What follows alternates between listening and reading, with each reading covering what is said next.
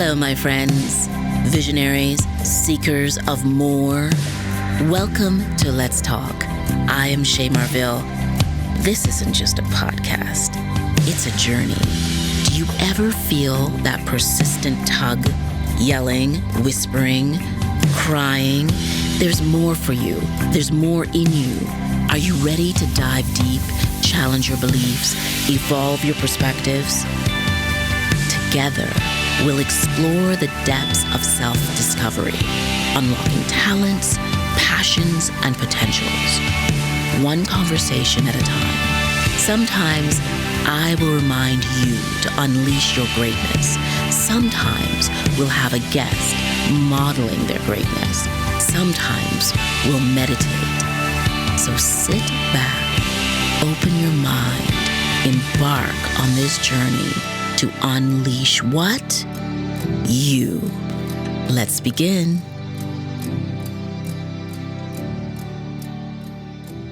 This is one of the things that unites us. We are improv to the bone, right? Life is improvisation, and improvisation takes mindfulness. Yes. So it's not. I wrestle with this paradox all the time that to really live a life of improvisation is not necessarily to do whatever you want. It is to be spontaneous. Yes. But there is a lot of thought and meditation that goes into improvisation and spontaneity and being one with, the universe, but more importantly, one sense of self. Right. Well, I think it's also about this consistent education of yourself and like constantly learning. So you're real in every experience because you're informed by this constant learning and these iterations of yourself, right? Well, and you're growing at every opportunity. Like I'm a big fan of the Bobby Dylan line that those not busy being born are busy dying. Oh, I love that. And we've got to be constantly, not just living, but growing and birthing and becoming, while also shedding and dying and reinventing. And Every day. Yes, exactly. And seeing that as the joy of each day, that is what fills the day with joy, is that opportunity to become something new, to reinforce something you already are, to discover something you were, but you forgot you want to be again. I think all of this frames the joy of existence. I can't disagree with you. And I think the struggle that I have, and I think I don't know if it's a struggle for you, but I'm sure it's been a struggle before, is that we live in a very linear world. And, most people are obsessed with a straight line and tell me how the thing works before you even make the thing. And it makes life boring. Yeah. It's like there's no like living and giving into the experience of serendipity or what happens between us that we couldn't define. It just happens. We just have to show up and be ready to happen. Well, we're not like that. We're not interested in that societally. And let me take your starting point and really take it to a deeper level of understanding, which is, I think what you described drives conflict. Like, I think the desire to have a linear narrative, the desire to have a straight line, the desire to measure everything based on a line. Because when you said that, I literally imagined newspapers and media and how they love the line graph. Like the line graph has come to represent, like, whether it was COVID, whether it's stock markets, whether it's the performance of a company. And yet, to what you were saying, life is circular, right? All our stories are nonlinear. Our entire experience rarely follows a line. And you posited by saying that I probably don't struggle with it anymore, which is true. But yes, absolutely I did. Yes. And I think the difference is escaping the city. That in escaping the city, you are fundamentally reinforced into the circular, cyclical nature of seasons, of winter, summer, spring, and fall. Toronto doesn't have all the seasons, right? And it's often hard to tell which season it is on any given day. But when you leave the city, you often know exactly what season it is, and it changes whether you want it to or not. So the Well, cyclical nature of the world really comes in strong. but the other piece isn't just about leaving and escaping the city. It's going and creating and living on a farm, which is about life every single day, right? And so I think and responding to life every single day. And I think one of the things that's so fascinating to me about you is you are, like, I'll say in quotes, and you can elaborate on it or not, is you're a futurist. You talk about and create and do a lot of work around technology and its application to our daily lives and what we're creating into the, what we're building into the future. And at the same time, you're this agricultural futurist, living with animals and creating a home for animals and creating a life with animals. And I just find that incredibly fascinating. Well, and I think none of that is mutually exclusive in the sense that when I became a farmer, I quickly realized that all farmers were futurists, that it was the Mm, nature of the profession to think about the future. Now, maybe it's short-term future. Maybe they're just thinking that growing season. But the really successful farmers are thinking by decades, even centuries, because of their children and yes, their grandchildren. And yes. so that was a validation where before that, I would say I was a reluctant futurist. But farming legitimized my practice of futurism because it made me feel literally grounded in the soil that we depend upon. But artificial intelligence and the internet is the other obvious context here, because I fundamentally, I think the most significant and profound impact of AI and the internet, which is the temple of AI, is to bring us back to the earth, is to bring us back to what it means to be human. And even further, to your point, to bring us back to what it means to be animals, because we are animals. And living with Oh, animals reinforces that there aren't a lot of differences between us and them, that we no, share quite a bit in common with them. And I think it's weird. I think we praise ourselves for being humans, but I think yes, we yes. also have to humble ourselves in remembering that we are animals, and animals share the same needs that we have, and that's part of our symbiotic relationship with them. Talk to me about this. Like, go back. You said AI is bringing us back to being animals, Yes. because that is not that is not the common notion right now. The fear mongering and also the perception of AI is that it is, there are those who are like, this is going to create a new future, a new universe, and then us, it's destroying us. It's over for us. This is a very different angle. Talk to me about it. Well, just because I'm a professional contrarian doesn't mean that I am taking an opposite stance deliberately, because I do believe in a world of gray, right? That everything is kind of Yes, messy and complicated and there are no extremes. Because you're absolutely right. The AI world right now is doing a lot of fear mongering with a real extreme narrative that I argue is deliberately disempowering, right? There are a few 100%. companies who are at the forefront of the industry, and there's no barrier to entry. Like, anyone can get involved in AI. Anyone can compete in AI. So the companies who are winning, they want to scare everyone away from the money pot. They want to tell Yes. everybody AI is this big demon you should fear, blah, blah, blah, blah, blah. So I'm a contrarian for very strategic reasons. And my Mhm. instinct is telling me that AI is going to remind us why instinct is central to thinking. And And why intuition. intuition, yes, Yes. is central to wisdom and intelligence. Don't get me wrong. Yes. AI plays a very powerful and fundamental role in our life. But the key question that AI asks, what can we do that the machine can't? And it's actually Exactly. thinking that the machine can't Yes. think. The machine can process information, but it can't do intuition. It can't do instincts. It can't do what is fundamentally embodied intelligence. So I say this because I spend most of my time studying animal intelligence and Mm, engaging animal mm, intelligence. And I'm pushing my mhm. communication skills in that I spend most of my time communicating with non-humans. And in learning how to communicate with non-humans, in learning how to appreciate and value the intelligence that animals have and use that as augmented intelligence, because that's what AI should be. It not only allows me to understand the limitations of machines, but it helps me understand what we are capable of as human beings. And I think that is the untapped resource that is going to be the narrative of our future, right? How humans really start to unlock.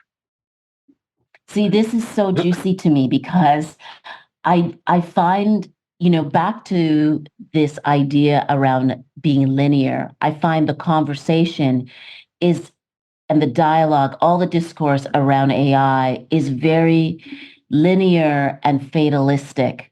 Yes. And as a person who's into mindfulness, right? Like who comes from a traditions and tries to procure that in every part of my life, I feel, there's always this struggle about bringing wisdom to the table. But let me ask you a quick question. There isn't. Let me ask you a question on that point, right? And I'm saying this because you I consider you a sage, right? And there are very few people on this planet that I've met who I consider a sage. In the you walk the path, you genuinely try to seek a greater understanding of yourself and the world around you. So let me ask a question of you. Wow. And I don't know what your answer is. Like this is a question which I am curious to hear your answer. I don't know what the answer is, but I think it brings us right back to the AI answer. So this is you and I improvising. But what do you think? What do you think consciousness is? How would you kind of define or describe consciousness? What does it mean to you, Shay? Oh, wow. You're really putting me on the spot. And you can give me the quick answer rather than obviously it's a complicated question. It is a complicated question. I don't think there is a quick answer. I think consciousness is all of us, though. I think the piece that we are missing profoundly is that we are like a puzzle, that the universe is like a puzzle, and each of us, when we are born, we expand the puzzle. Yeah. But also we have consciousness in us. And so we are part of the consciousness, but we are also the consciousness. Yes. And because we are so disconnected from our spiritual nature, the nature of being in tune with ourselves, number one, in tune with others that are human, in tune with nature, in tune with animals and plant life, because we are not, like, we don't take it seriously. We say, oh, that's a nice thing to do. Oh, she's woohoo. He's woohoo. Yeah.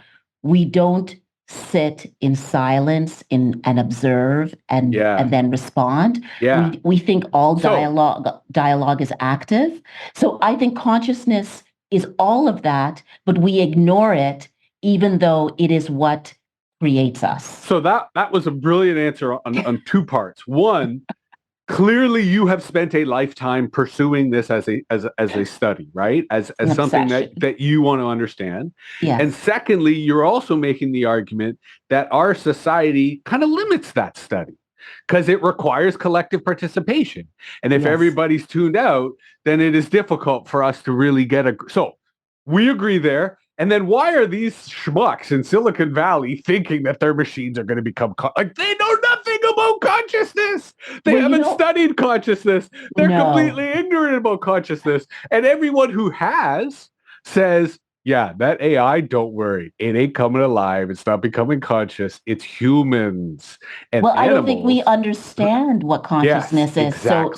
So I think the idea that they are creating an entity that will become conscious, it speaks to our ignorance about what consciousness is, number 100%, 100%. But number two, which I think is actually a really good thing, is that it undervalues our capacity as human beings to be something more than we are. Yes. And we're nowhere close to what we are. Right. That's why we're in wars and we fight and we're constantly in conflict, because we haven't touched what we are. So here's where I'm going to say something totally controversial, which I will then give you the time to completely disown me and say that you would never want to be associated with me saying something so outlandish This and is ludicrous. exciting. This is exciting. But I agree with you 100%. And what scares me is people who think that they do know who they are, right? And they have this certainty of how the world works. And this is why I'm deeply in an era of, I don't even want to call it pre-fascism anymore, because it feels like the pre is coming off. Yes. I have a real problem with vegans. And I almost wonder if there's a connection between veganism and white supremacy. And I only say this because I fundamentally think that plants are conscious. Yes. I think that trees are conscious. Yeah, absolutely. And the idea, that we shouldn't eat animals because they're conscious and we should eat plants because they're not, strikes me as such a faulty logic. I'm all for vegetarianism. I'm not saying that, people have to eat meat, but I'm saying the ideology or even theology of veganism, I find really deeply disturbing because it shames people who eat meat when meat has always been a part of the human diet. Yes. And animals and our relationship with animals has always been symbiotic, just as it is with plants. And we've been eating plants for as long as we've been humans. And I do think that plants are conscious. And I do think that our trees, are like all of it, mushrooms, all of it is part of, to your point, a universal consciousness. Yes. And so where we try to delineate or say, this is or is not conscious seems totally delusional to me. I digress.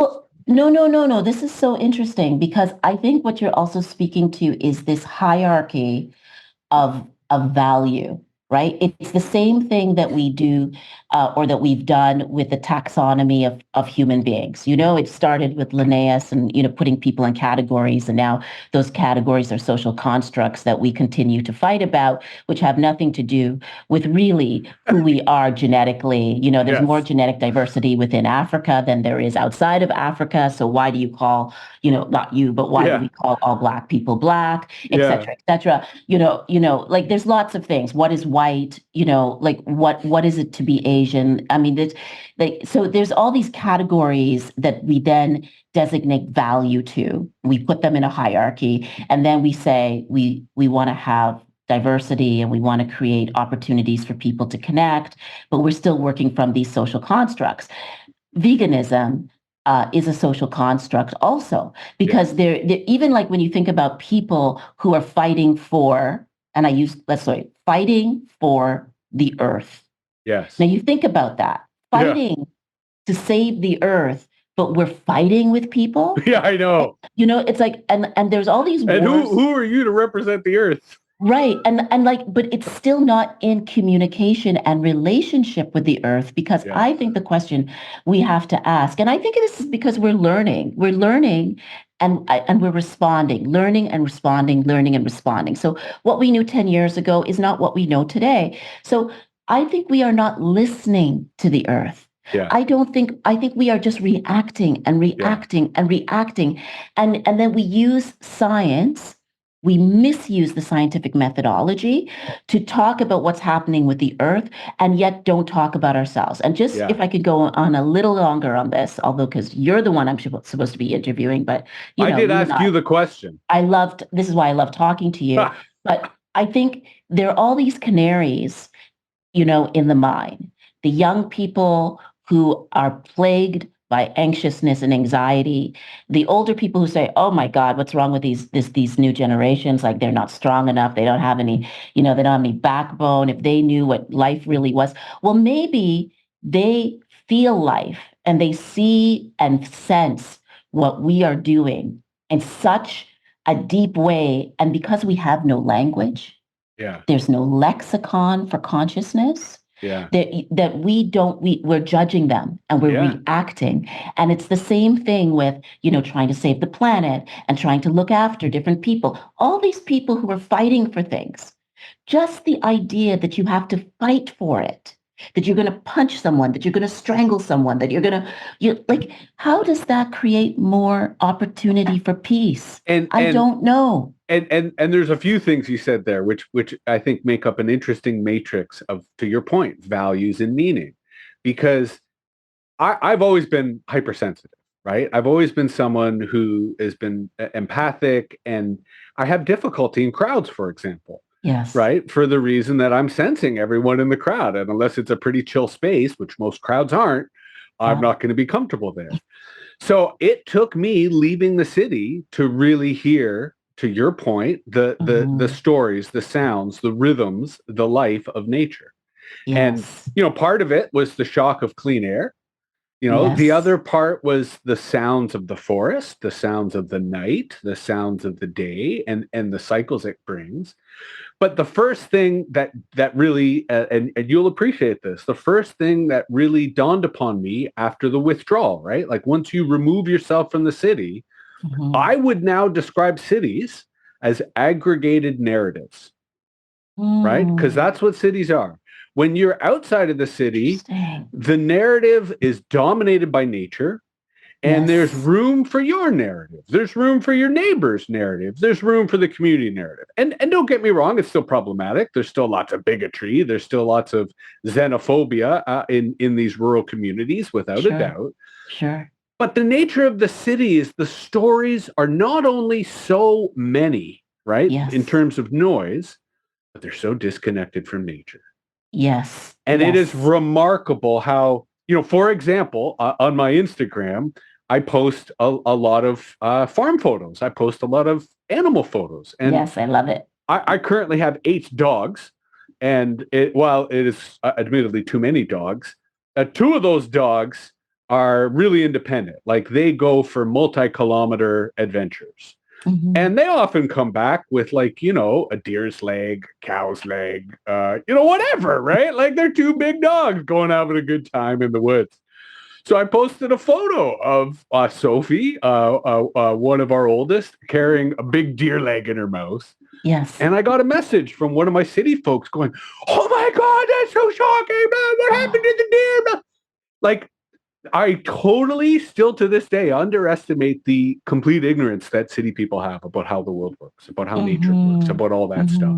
And I was part of that camp. I acknowledge, right? Yes. When I lived in the city, I too was illiterate as to many of the things that I now take for granted. But the disconnection from nature is real, and it creates an entirely new mythology and fiction, which is part of survival. I'm not criticizing it. I'm just saying the narratives of the city are impossible to escape unless you escape the city. Yes. And these narratives might be personal in terms of the drama of who's sleeping who, or they might be organizational of the drama at work, but often they're, to your point, political, right? Yes. About the fights in the city and the struggles for justice. And these things are real and they're tangible. But when you're out of the city, they're not as loud and dominant. Other struggles are there, like environmental ones, indigenous ones, right? Like those are far more loud and it's easier to tune into them. But the city is by design noise.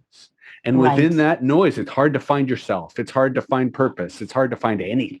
I think there is also this biological response to the noise. And I think it affects us all differently. And it and some of it is mental illness and like ill health. It's emotional ill health. It's physical for some of us. It's how we're responding. Like physically, we don't feel well, but we don't know why. So we medicate, we run to the doctor. And doctors are really interesting here in Canada. And I'll just speak about Ontario. Like every doctor you see, unless it's a specialist, and even the specialists, they're all rushed. Yes. So you go in. They're overbooked. Yeah, they're overbooked, and the reason is justifiable. They'll tell you, because of the government and all these structural things that make it hard. Yes, you mean they will justify it? I don't think it's justifiable. But go on. They will justify it. Their assistants and their secretaries at the front will justify it, and so you go in a state of disorder or disorientation. And then you have somebody who's rushing you, right? What's your problem? Let's figure this out, and okay, here's a prescription, or, go do further tests.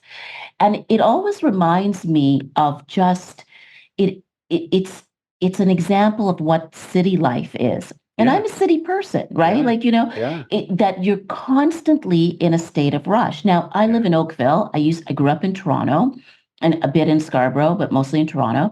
And then summers I spent in Owen Sound because a lot of family in Owen Sound. My family, when they first came to Canada, lived in Owen Sound. Spent summers outside in the forest all day. Yeah. Physically, I felt better Yes. in Owen Sound than I did when I was in the city. And now I'm in Oakville, and Oakville is not the city, but it's like the city.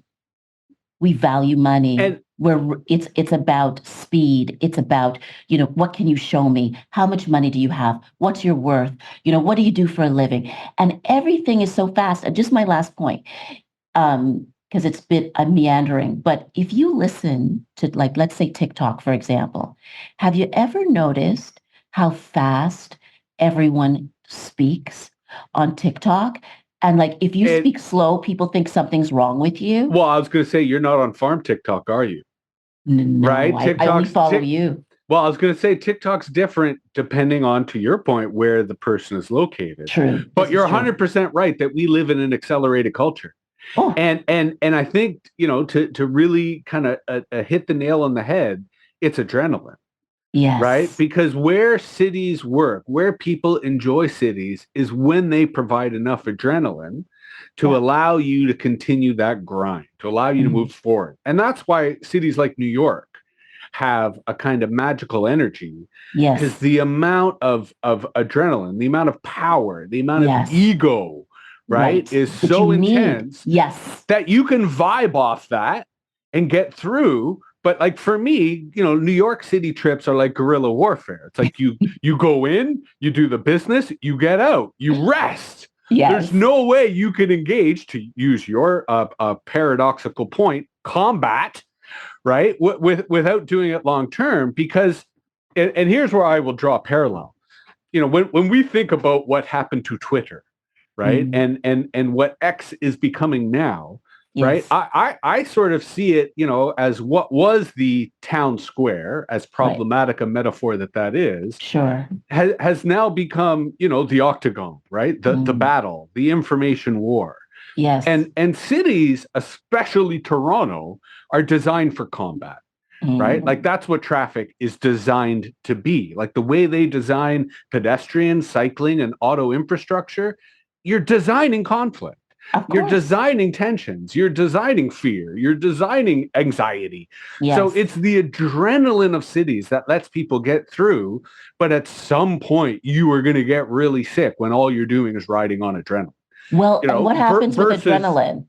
Well, but I was going to say versus the farm version where it's kind of like adrenaline, but it's the adrenaline that comes from physical activity. Yes. Right. And it's the adrenaline that comes from learning because you're always learning. Right. And it's the adrenaline that comes from often social interaction. That might be social interaction with a tree. That might be social interaction with family. That might be social interaction with animals. Love this. That level of social interaction rarely happens in cities because most of the social interaction in cities is transactional by design.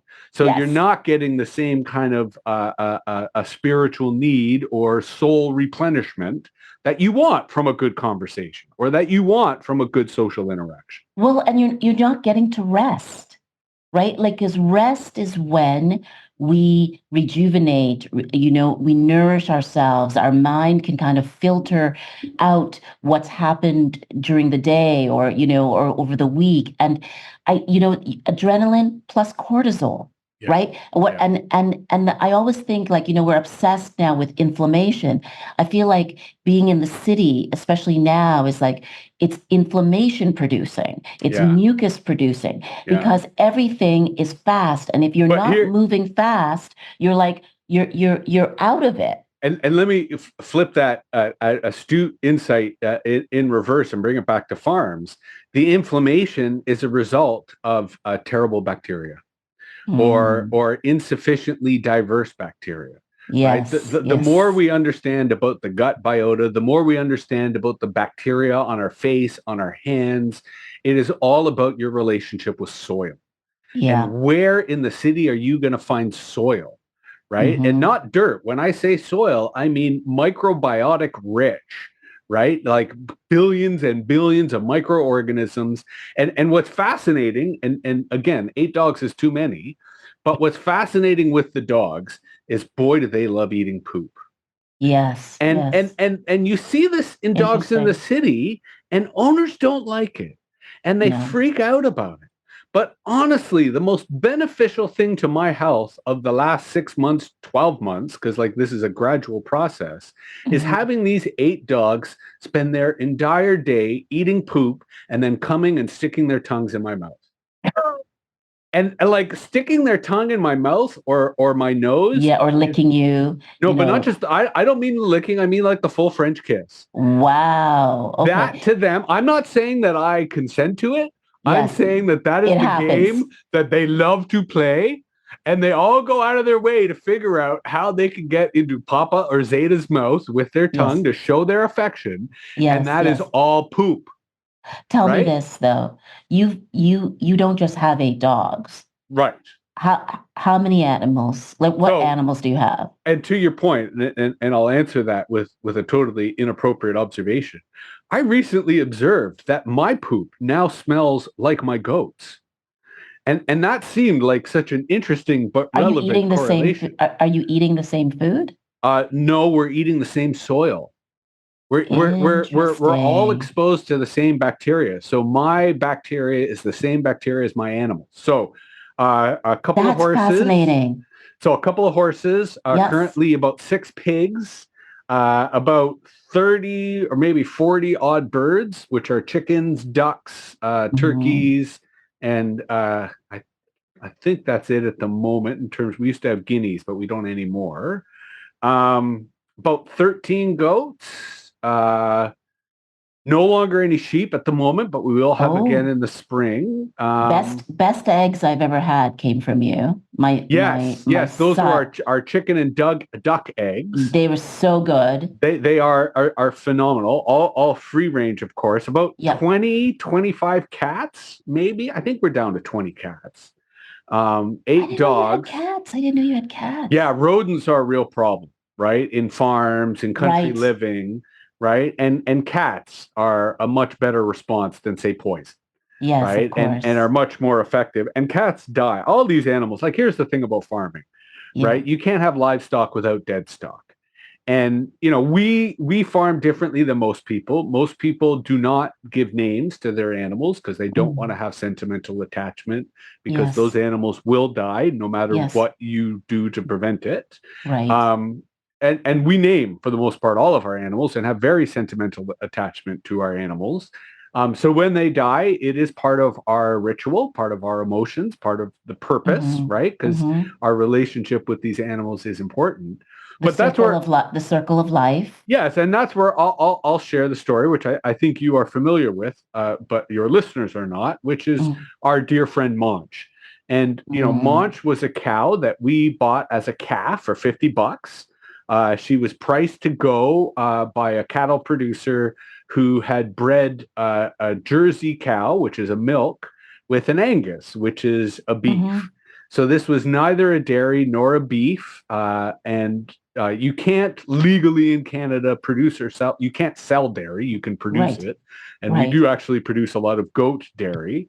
But we bought this calf for $50, and we bottle raised her, and we loved her. She was Comandanta Ramona, who is a Zapatista leader. That was her name, and Yes. affectionately we called her Monch. And we raised her for a couple of years, and she was quite an adventure. But we don't really have enough space to have more than one cow. We were not Mm. successful in knocking her up and getting her Mm. pregnant, which would have turned Mm. her into a dairy cow. So we decided to slaughter her and eat her.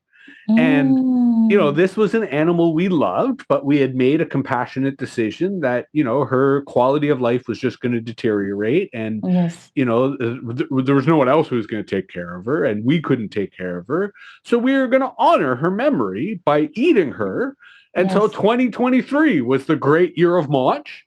But in fact, we still have quite a bit of Munch left over. So 2024 is also going to be the great year of Munch.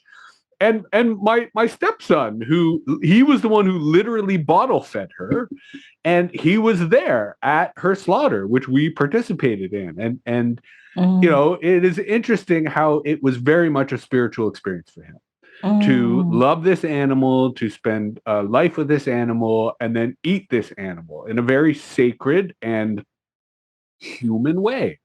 Because this is how humans have been living with animals for thousands of years. And when you start doing it and producing your own food, honestly, a lot of ancestral memory, a lot of sense of what it means to live off the land, to create your own food, and to get that food from animals you love really is a spiritual experience.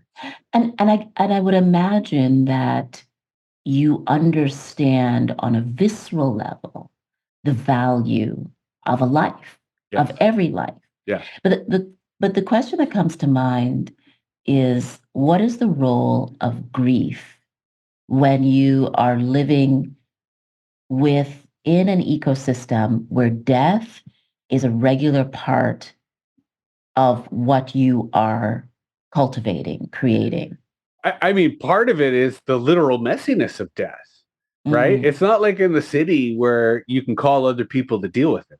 Yes. And I mean, in theory, there are dead stock businesses that will come and deal with it, but they're few and far between. In fact, the Ontario Agricultural Adaptation Council now has a huge fund to support entrepreneurs who would like to get into the dead stock business, really? Which my partner and I have actually contemplated for reasons I'm happy to discuss.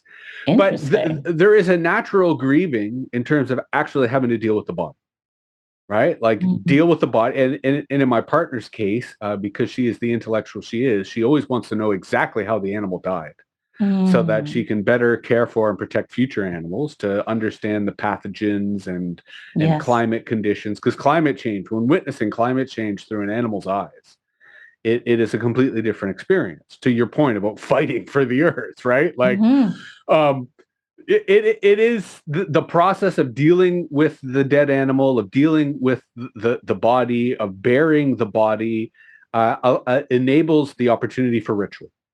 Right? Enables the opportunity to have words at the grave, right? To bury the grave, to think about where you want the grave to be, to pass the grave on a regular basis.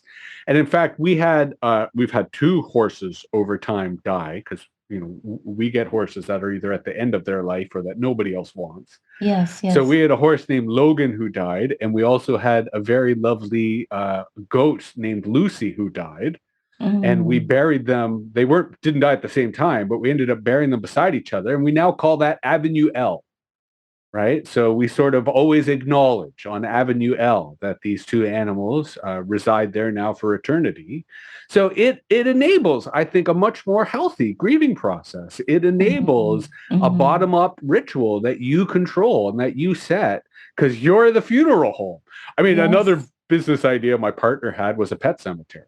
Right, a place to allow people whose furry loved ones have passed away to have an environmentally sustainable place where, you know, they can leave a marker, or they can spread ashes, or bury the body and then come back and remember them. Because I think, you know, the joke about living with animals is we all do it. It's just a question of whether we know the raccoons and squirrels and rodents around our house. Exactly. Or whether we bring pets into our house deliberately and have a first name basis with them.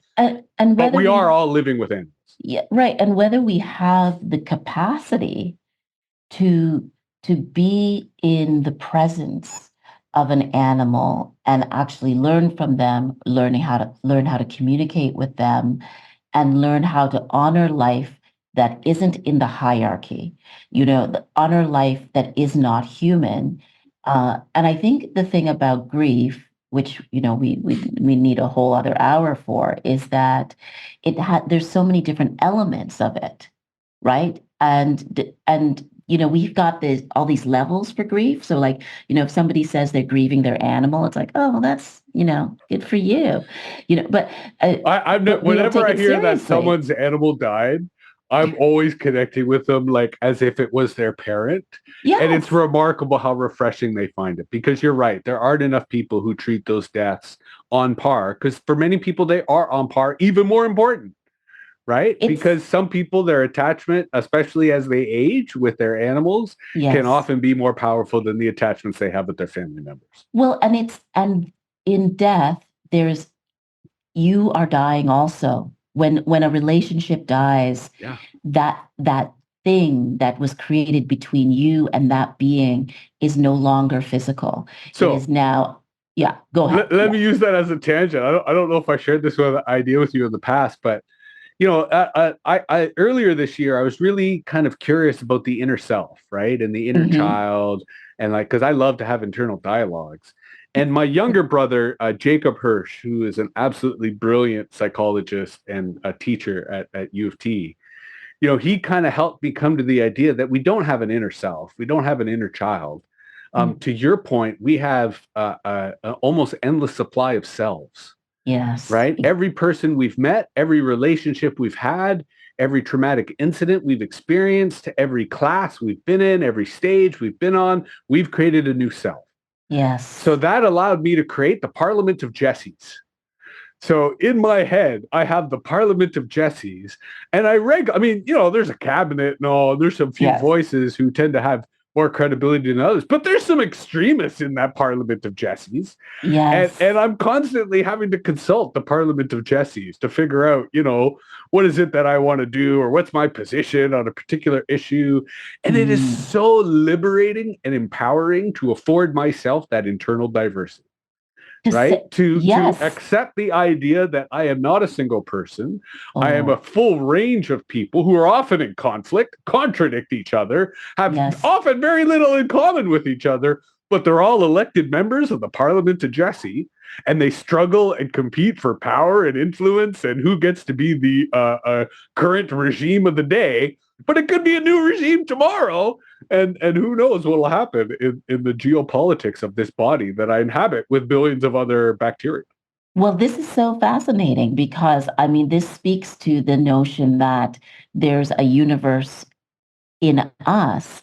And I liked your term, you said internal diversity, Yeah. because we are all more than one thing. And I think the thing that sort of concerns me on a daily basis, I've got a Parliament of Shay as well, and a number of things that I'm concerned about. But one of them is this drive towards being one thing. You know, you can only you can this that we're in this culture that does not want to cultivate multiple parts of yourself, that you Yeah. have to be able to explain yourself quickly, Yeah. succinctly, and say that you are one thing. And Yeah. I've always struggled with this because I'm fascinated by so many things. And to your point about multiple selves, you as long as you're living, hopefully you're growing into something else, Yeah. right? So, and it's not that you're growing out of things, you're growing more into things, you're returning to old things, and I And guess you're making the argument as to why farming is so powerful, because what do farmers do? They grow, yes, yes, right? Like it's the perfect cover story, right? yes. And that was part of, and I'm doing this gig tomorrow in front of the Ontario Farm and Food Leadership. And Oh, and part of, I'm going to start the talk off with like my origin story. And I'm not sure I'm going to use this next line, but the thing that really won me over to farmers was realizing that they're all just weirdos. they're That, weirdos. yeah, that you're absolutely right. That society demands a certain level of conformity. Oh, Society demands that we all fit in some little box, and that we can all be measured on that straight line. And for people like you and I, it's we don't fit into those boxes ever. never. And it's even harder for someone like yourself, because your spiritual practice, for lack of a better word, is authenticity, right? It's what you teach other people. It's what you practice. Like fundamentally, your power as a sage is that you're being yourself, Ah, that's right? great. Versus fundamentally, I'm a liar, right? Like that's what a futurist is. A futurist Mm, has no concept of the future, so they lie mhm, about it. And I mhm. lie in such a transparent way that it's entertaining, right? Are And you a and liar, people, or are you a visionary? what's the difference? You think visionaries are liars? Damn right, right? And I say this because the sage will tell you, right? There is no vision. There's just the path, Mm, right? Like walk the path. Where you think you're going is not where you're going, right? Where you're going is where you're going. But my point here, though, is farming offers a kind of cover that allows weirdos to look as if they're conforming to something when they're all just doing their own thing and growing. And the Yes, yes. reason that I think farming allows that freedom, that flexibility, is it is literally, and I'm using this word deliberately, it's literally grandfathered into the system because as an identity, it predates the system.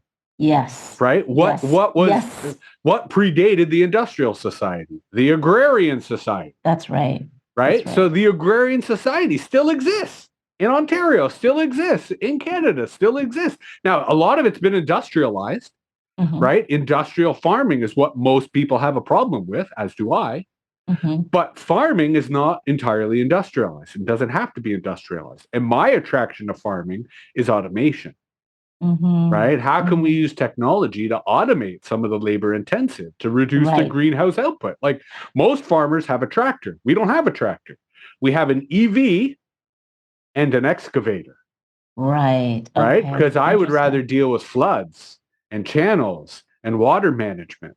Right? Rather than having a tractor to do a lot of the heavy work and heavy lifting that most farmers have. So you're looking at it as a co-pilot in automation, as a co-pilot, as an assistant to intuition and trust and observation and all the things that cannot be necessarily studied academically in a linear way. Well, academically they can be studied, but they're not linear necessarily. And to your point, most AI concepts, projects, companies are top down. Yes. Their explicit desire is control. Yes. But what if you used AI for bottom up? What if your purpose of AI was not to control, it was to understand? It was to document. It was to measure. It was to embrace. Because what we want to understand, not control, is nature. Yes. Right? You can't control nature. No, you can't. But if we understand nature, which is the regenerative agriculture movement and agroecology, well, then you can be one with nature and have a bounty of food, right? And a high quality of life. But that is where, through humility, you say, no, I can't control nature. I don't want to control nature. I want to be one with nature. I want to understand the consciousness of nature so that I can listen and communicate and be part of that symbiotic, improvisational, ongoing dialogue. Right? And most AI companies, they wouldn't even understand the words that we just discussed. And in order to do what you've just described, you have to be able to trust nature and trust yourself. So let me ask you a question on that point, because I just did a really interesting bit on this. What do you mean by trust? What is trust to you? Trust. Oh gosh. Because I'm not disagreeing with your point, but I think to your very earliest point of we don't have the language, or this is around consciousness. We don't have the language. We don't have the language. And trust is one of those words that we use a lot, but I'm not sure we entirely know what we mean by trust. And this is where I think you and I will have the same kind of, you'll see eye to eye, because here's my definition of trust. Okay. Tell me. Vulnerability. Yes. Trust cannot exist without vulnerability. But you cannot be vulnerable if you are not safe. I mean, in the ideal case, yes, but we are often vulnerable and not safe. And part of why we don't trust. Yes, agreed. But I'm saying, like in nature, I am not safe. True. Right? And yet I am increasingly very much trusting. Yes. A lot of the world environment, surroundings, and dynamics that I'm in. Yes. But and you know, I did another session the other day around animals. I'm not sure I trust my animals. Right. And they do kind of trust me, but I suspect their concept of trust is completely different than our concept of trust. Yes. But I think for trust to exist, there must be vulnerability. Vulnerability is best happens in a situation of safety. Yes. But I think safety is something, unfortunately, that is increasingly a luxury, Right. and that most of us rarely have safety if we're honest about it. Right. But I think it also depends on your definition of what is safe and what is safe for you. When we're thinking about nature, some of what creates this trust is observing the patterns. Yes, And the predictability. patterns become predictable, and you know that certain things happen at certain times, and you can Yes. trust that that clock is consistent, although Yes. has some fluctuation. Yes. The same with human beings. People can say whatever they want to say, but it is their behavior and patterns that you learn, oh, can I trust this person or But not? Can all they of that, trust me? but all of that depends upon vulnerability. You Yeah. must be vulnerable to be in a position to identify the patterns, It's right? To hard to feel be that the vulnerable. patterns are Yeah. there. And I And think, here's an example. tell We me. just got a new horse, Yes. and our dogs look like wolves. Yes. So, I have a ritual with my horses where every morning I'll go and give them some apples or some carrots or some yum yums. Right. And this is, to your point, a predictable pattern that I establish so that they can trust me. Mm-hmm. So this new horse, who is a Mustang, who grew up in the wild, Hmm. would not come near me for a week because the dogs were with me. And he just saw wolves. And he was Yes. freaking out, and he was acting Yes. like this was wolves. So he had to first become vulnerable to get the treat, Yes. right? To then Yes. establish the opportunity for predictability, Yeah. right? And he just said, well, the other horse is going to get the treats when there's wolves here. I want to go see what these treats are. Mm-hmm. And then when I kept doing it for a few days, there was no fear of the wolves, of the dogs anymore at all. Right. Because to your point, the trust had been established. And the pattern had been observed. Yes. Right. But the horse could not control the situation. I could not control the situation. There was no control of the situation. In a city context, in a corporate context, everyone would have been correlating trust to control. Mm-hmm. Right. Mm-hmm. And they would have argued, well, we can't trust the horse. We need to make sure that he's on a lead or on a line and tied down. Mm-hmm. And the horse can't trust the dog. So we need to have the dogs on a leash and have them tied down. Oh, and we can't trust the human because you might get hurt by the horse. So we got to put you behind a fence. Mm-hmm. Right. And you create all these controls which completely remove vulnerability and completely prevent trust. And intuition and connection. Yes. And in a way, AI for many people is predictable. And it's amazing to me how quickly people trust AI over other human beings. And you're right, because it's predictable. It's predictable, yes. But here's the other part of that that's scary, and they are vulnerable. The AI is not vulnerable, the user is, the people. Yes. And that's why they trust the AI. Because the AI is predictable, and they are vulnerable because they don't understand how it works. Right. They have this big fear that it could be a god that will know everything about them. Mm-hmm. And it is part of a surveillance economy in which the puppet master controlling the puppet that we call the AI does know everything about them. Exactly. So they are vulnerable. And that is why I think trusting AI is going to be a mass phenomena that will be very difficult for us as a society to deal with.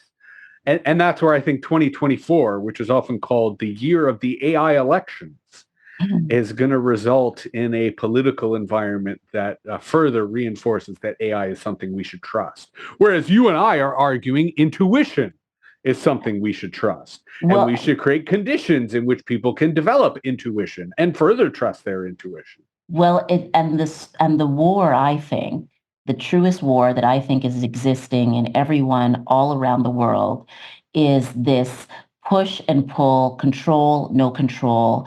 I don't trust anyone around me. I don't trust like people at work. I don't trust people in my family. How can you live if you do not trust and if you do not trust yourself. And so, I mean, I you're think AI hitting it on the nail. Can I give it a name? give it a name. It's narcissism, right? That's the battle. That's the battle that each person is having internally, and it's not their fault. We live in a narcissistic culture in which the entire mythology and narrative of the culture tells you to be a narcissist, Yes. which is the opposite of self-care, right? Narcissism is self-loathing. Yes. Right? That's what every comedian in North America has demonstrated this and made the case for us. Yes. Narcissism is self-loathing. What you were describing is self-love. Yes. And the battle is between the narcissist in us and the universe in us. Because in us, we are all one person. We're connected with all people. We as humans, as animals, are social. That is who we evolved to be. Yes. And narcissism says the opposite of that, and it is a conflict. And this a conflict is where, which we all wrestle with. And this is where the anxiety and the self-loathing and the lack of worthiness and all that, those are the things that AI can benefit from, right? and so I think, like, for me, this is why I do the work that I do, and I've just decided that everyone that says you don't fit and you don't make sense, I just say, okay, bless you, I respect you, I'm okay with it. I'm going to go over here because my work is something else. I would be a little more smack them back. And I would say, yeah, I don't make sense to you. Yes. Why is that, grasshopper? Right? Like, oh my God. Look, if they don't understand the sensei, it's not the sensei's fault. Right? Right? And again, if they don't understand where you're at, where you're going, you should ask them, why is that? Because that's their problem. Yeah, well, right? I don't make it my problem anymore. I keep moving forward because I think that, all these illnesses that we have, both physical and mental, are related to, they're ultimately spiritual issues, right? Listen, we could continue all day. And you're obviously going to have to come back on. Tell me what you're hopeful for 2024. Last question. Anti-fascism. Okay. Yeah, pretty straightforward. 2024 is when the anti-fascists of all persuasions need to be cool, need to be loving, need to be visible, need to be present, need to let everyone in the world know that in spite of the darkness, there is so much light that it is, lots of glitter, lots of glow, lots of good vibes. Yes. And as Emma Goldman used to say, don't invite me to your revolution if I can't dance. So the buzzword of 2024 is anti-fascism. And I say that in the most joyous, joie de vivre, phoenix energy that you can imagine. That's what I'm looking forward to. And that's where, the identity, to go back to your point about who we are, the eco-punk identity has really resonated with me. Yes, it is. On the one hand, we understand ecosystems. Yes. And I kind of feel that nuance and complexity are being lost in our nonlinear stories. And ecosystems are the perfect breeding ground for nonlinear narratives and nonlinear concepts. But you got to be a punk about it. Right? You can't wait for the perfect. You can't wait for the pretty. You got to do it. You got to do it with attitude, and you just got to get it done. And so if anti-fascism is the buzzword that I'm looking forward to, eco-punk is the identity or the trend that I am positioning myself for in 2024, precisely because it is provocative. Yes. And it gets people wondering, man, what's up with that guy? I love this. That's where the peace, love, unity, and respect, I think, it needs a remix for 2024. Well, this is the road to higher consciousness. Brother Jesse, thanks for preaching. My pleasure. I'm so grateful for your time. I'm so grateful for you and your courage. And we're going to talk soon. Right on. Right on, right on, right on. And so we wrap up another episode of Let's Talk. Remember, My friends, visionaries, seekers, self-discovery is your birthright. Each day, another step on this journey. Don't wait for the world to see the greatness in you. Recognize it in yourself. Embrace it and share it. And if today's conversation resonated with you and you're yearning for more, I invite you to explore The Marvel Way, a roadmap to personal growth at www.coachshaymarville.com and at www.shaymarvilleletstalk.com and at Shay Marville at Instagram. Listen, I'll find you, you find me. We inspire, uplift, and unleash our potential together. And until next time, stay curious, stay inspired, and keep unleashing the truth of who you are. Bye for now.